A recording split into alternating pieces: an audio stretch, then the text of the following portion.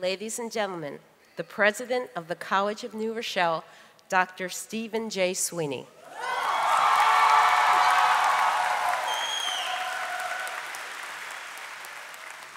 Please be seated.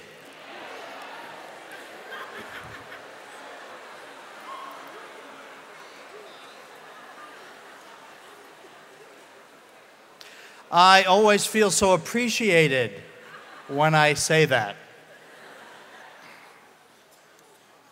Welcome to the college's 104th commencement exercises.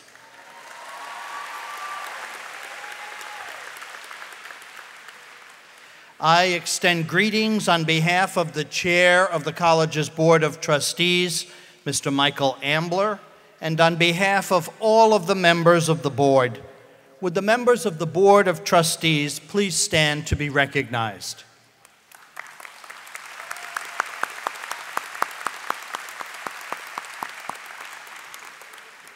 On September 10th, 2009, the college's Board of Trustees elected the next, that is the 13th president of the college, who will assume office on July 1st, 2011.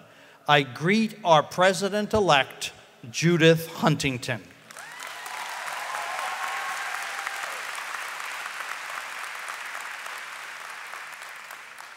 Previous recipients of an honorary degree from the college honor us with their presence. Sister Loretta Teresa Richards, Brother Tyrone Davis, one of our trustees, Joan Bristol, our immediate past Vice President for Student Services, and Rabbi Emil Wall. Greetings to these good friends.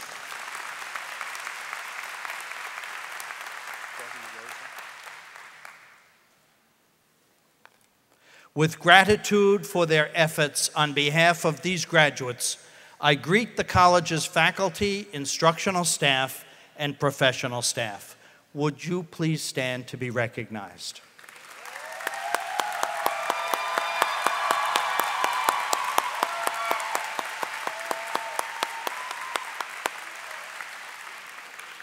I greet and extend deepest appreciation to Mrs. Lori Castaldo, Mr. Ralph Castaldo, and the army of generous support staff they lead in providing us with this magnificent setting for commencement.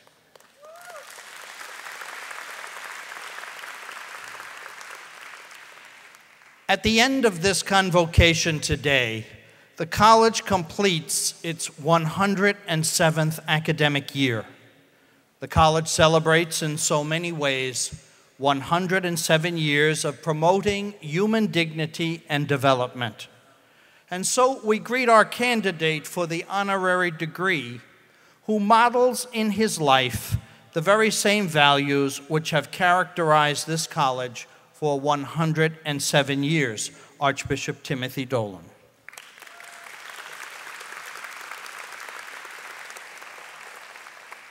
Writing in his blog yesterday,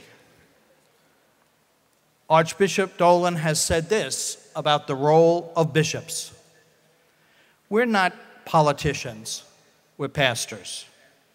So we preach principles, not our own, but those rooted in the Bible, especially the teachings of Jesus, natural law, the tradition of the church. We then trust such principles will enlighten those who look to us for guidance. The Archbishop continues, as Blessed Pope John Paul II remarked, the Church does not impose, she only proposes. As a fundamental proposition in that care, as a fundamental proposition is that care for those struggling, the poor, the sick, the abandoned, the vulnerable, the defenseless, and they have a priority in our attention to what we call the common good. And the Archbishop is tireless in defense of that proposition.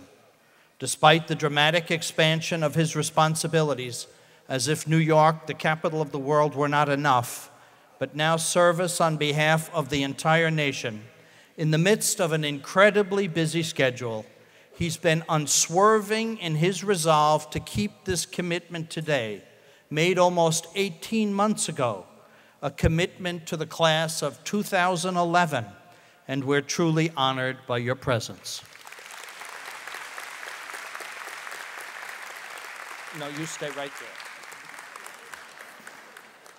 The power I have to push archbishops around.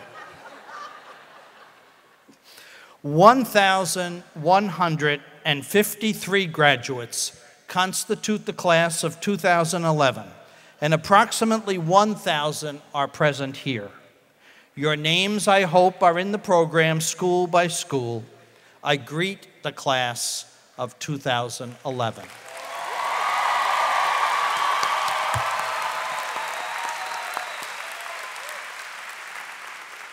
I greet your family and friends, all of those who've given you loving support and who've walked with you this day. It was my extraordinary privilege these weeks, as you know, to sign each of the diplomas, and in the doing, in a small symbolic way, to honor the supreme compliment that you paid us by choosing us as partner in your education.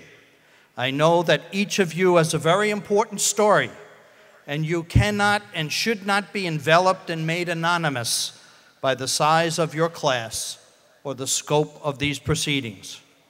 Rather, we celebrate each of you, and in each of you, your God-given talents bringing you to the achievement of this degree.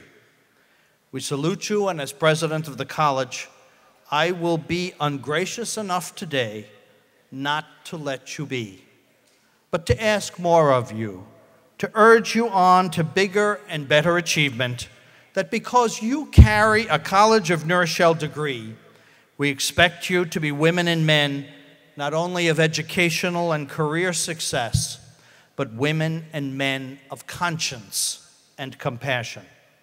So let us continue to draw strength from one another, personally, and on behalf of this college community, I wish you, each of you, a full and wonderful life. That is, a life full of wonder. Our commencement speaker today is a happy, enthusiastic priest, pastor of the Church of New York, president of the United States Conference of Catholic Bishops, whose warm, inclusive manner invites all to put their faith in a God who incredibly loves us just as we are.